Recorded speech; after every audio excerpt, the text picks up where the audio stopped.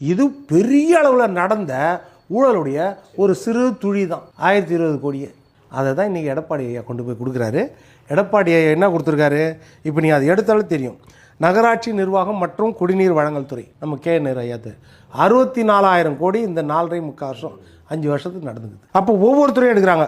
கனரக ஊழற்சி பஞ்சாயத்து துறை 60,000 கோடி. சுரங்கம் கனிம வளத்துறை யார் துறை, ஐயா துரைமுருகன் மேலே இன்றைக்கும் இருக்குது. இப்போது மணல் இருக்குல்ல, அது இருக்குது. ஏற்கனவே கடந்த முறை செம்மண் குவாரி வழக்கில் பொன்முடி அவர் மகன் எல்லார் மேலேயும் வழக்கு, ரைட்டா? இப்போ தொடர்ந்து நடக்குதா? அதில் மட்டுமே கிட்டத்தட்ட 60,000 கோடி. எரிசக்தி துறை, நம்ம மின்சாரம், காற்றாலை, நீர் மின்சாரம், இது எல்லாத்துலேயும் எடுத்துக்கிட்டிங்கன்னா அதில் கிட்டத்தட்ட என்னதுன்னா 55,000 கோடி ஊழல் நடந்தது. இது நம்ம சொன்னோமா, கடந்த காலத்தில் டிரான்ஸ்ஃபார்மர் வாங்கினதில் ஊழல் சொன்னோமா, கிட்டத்தட்ட 36 டெண்டர்கள் எல்லாமே ஒரே ரேட்டில் இருக்குதா, எல்லாருக்கும் பிரித்து சேங்ஷன் பண்ணாங்கல்ல. இது நடந்துச்சா இல்லையா? கடந்த காலத்தில் நம்ம பார்த்தோம்ல. அப்போது இது மாதிரி ஊழல் தொடர்ந்து நடந்துகிட்டே இருக்குது. ஒவ்வொரு துறையிலையும் ஏகப்பட்ட ஊழல், கட்டுக்கடங்காத ஊழல். டாஸ்மாகில் அதே மாதிரி, டாஸ்மாகில் 50,000 கோடி ஊழல். டாஸ்மாகில் நீதிமன்றமே சொல்லிச்சு ஊழல் நடந்துருக்குது. ஹைகோர்ட் அமர்வு என்ன சொல்லிச்சு, ஊழல் நடந்துருக்குதுன்னு.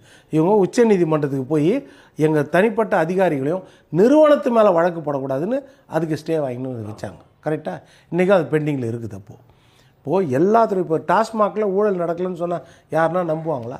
இப்போ அதே மாதிரி துணை முதலமைச்சர் விளையாட்டுத்துறையில் 500 கோடி ஊழல், சிறைத்துறையில் ஊழல், சுற்றுலாத்துறையில் ஊழல், பால் வளத்துறையில் 250 கோடி ஊழல். இப்படி எடுத்திங்கன்னா பள்ளிக்கல்வித்துறையில் கூட மென்ஷன் பண்ணியிருக்காங்க சார். அது அவங்க ரொம்பவே சிறப்பாக விழாலாம் நடத்தியிருக்காங்க. எப்படி அதில் கூட ஊழல் கிட்டத்தட்ட 500 crores நினைக்கிறேன். எப்படி அதில் 20,000 கோடி?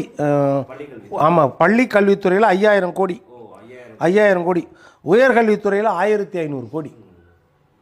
இப்போது உபகரணங்கள் வாங்குறது அதில் எவ்வளோ இருக்குது, ஸ்டேஷ்னரிஸ் வாங்குறது எவ்வளோ இருக்குது, அப்புறம் வேலைக்கு நிர்ணயிக்கிறது, தற்காலிக ஆசிரியர்களை நியமிக்கிறது, இதெல்லாம் நிறையா இருக்குதுல்ல.